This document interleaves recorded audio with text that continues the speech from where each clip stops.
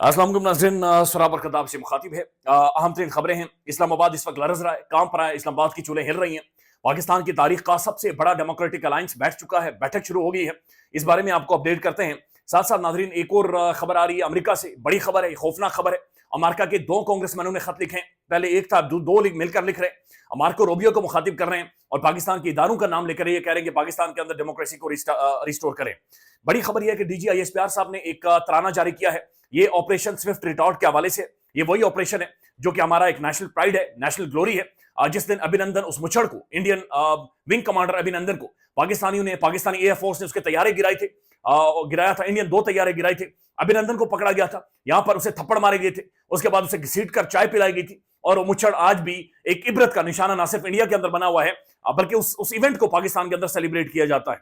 अब हैरानकुन बात यह है कि ISPR साहब ने जो तराना जारी किया है, इसके अंदर बहुत सारे विजुअल्स हैं जो बिल्कुल खून गरमा देने वाले हैं। इसके जो लिरिक्स हैं बिल्कुल ठीक हैं, दुश्मन है सुन ले। और उस दिन साबित हो गया था कि पाकिस्तान की तरफ जो भी मैली आंख से देखेगा जनाब, वो ठीक ठाक वापस नहीं जाएगा। उसके दांत टूटेंगे, उसकी तबाही निकलेगी, उसकी धज्जियां उड़ेंगी और वो इबरत का निशाना बनेगा। मुच्छड़ की तस्वीर आप जाकर देखें अभिनंदन की, यानी उसे इंडिया ने फिर भी खिताब दिया। कैसी बेशर्म और ढिठाई के साथ उस बंदे ने अवार्ड दिया भी है, इंडियन रियासती अवार्ड लिया है। हालांकि यहां पर कस्सों में लोगों ने उसे चपेड़े मारी हैं, थप्पड़ मारे, और उसके बाद इमरान खान साहब ने उनके हवाले किया था। ISPR साहब ने जो तराना जारी किया, इसे अवाम में पजीराई नहीं मिल रही, बिल्कुल भी नहीं मिल रही। ये बड़ी अलार्मिंग चीज है। ये 17 घंटे पहले ये अपलोड हुआ है DGISPR साहब के ऑफिशियल पेज के ऊपर।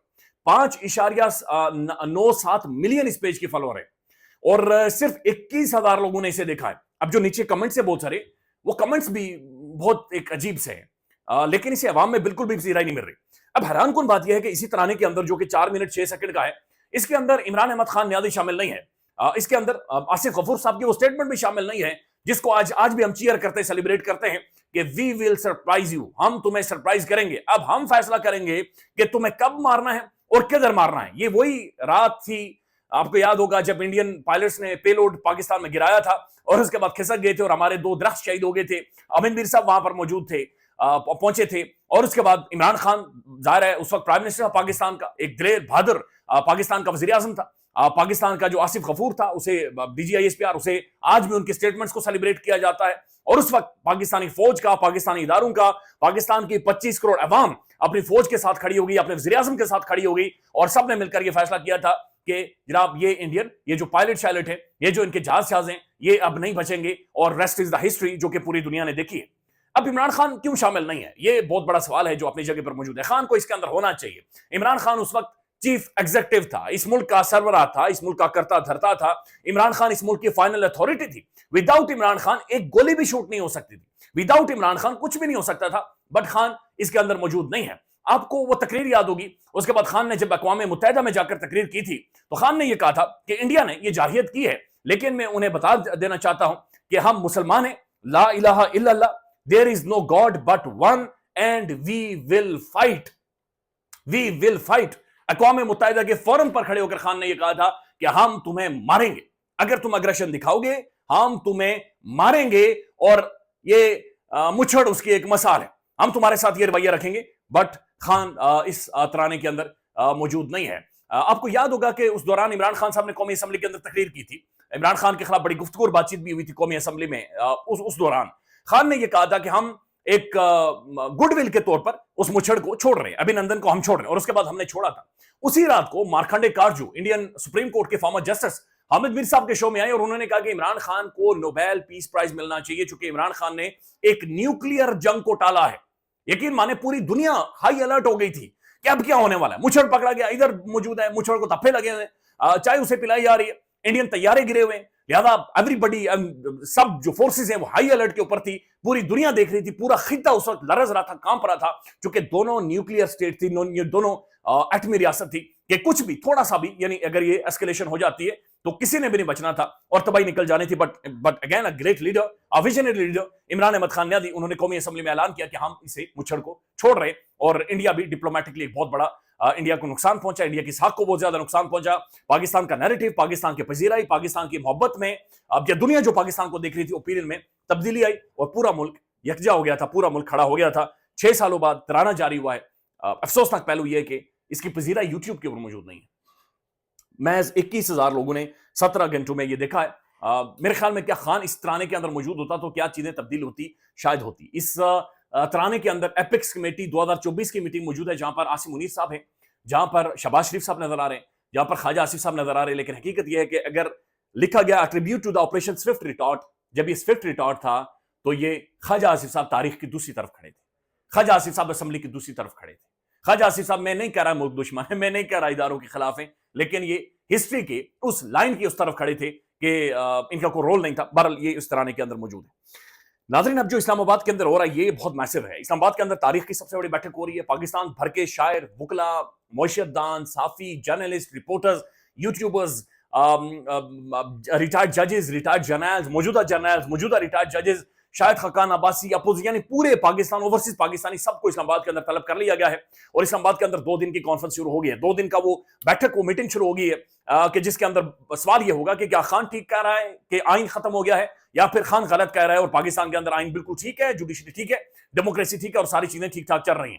حیران کن بات یہ ہے کہ اس سے پہلے 3 دفعہ وینیوز چینج کروائے گی، تبدیل کروائے گی. اب جو میرج ہال ہیں یا جو بڑے بڑے ہوٹلز ہیں جہاں پر تحریک انصاف نے یا جو اپوزیشن گرینڈ الائنس ہے انہوں نے جب یہ جگہیں لی کہ جہاں یہاں پر بیٹھ کر یہ سیمینار ہوگا، تو 3 دفعہ پیسے پکڑنے کے باوجود، سب انتظامات کے باوجود، ہوٹل مالکان نے یہ کہا کہ سر ہمارے اوپر بہت پریشر، آپ لے جائیں، ہم نے کوئی تحفظ نہیں دینا اس آئین کو، ہم کوئی ٹھیکیدار نہیں ہیں، آپ لے جائیں اور ہم نہیں کر سکتے. اب یہ چوتھی جگہ پر ایونٹ ہو رہا ہے، چوتھی جگہ پر رات 3 4 5 بجے تک یہ اب جو ویڈیوز آ رہی ہیں، تصویریں آ رہی ہیں کہ یہ سب لگے رہے اور سب کوششیں کرتے رہے کہ جناب کسی طرح سے ہمیں جگہ ملے. تو جس ملک کے اندر آئین کی حرمت کی بات چیت ہو، آئین کی حفاظت کی بات چیت ہو اور اس ملک کے اندر بیٹھنے کی جگہ نہ ملے، تو خود ہی اندازہ لگا لیں کہ آئین کہاں پر پھر سٹینڈ کرتا ہے. ہم کیوں جھوٹ بول رہے ہیں، ہم کیوں فراڈ کر رہے ہیں، ہم کس کو دھوکہ دے رہے ہیں، ہم خود کو دھوکہ دے رہے ہیں.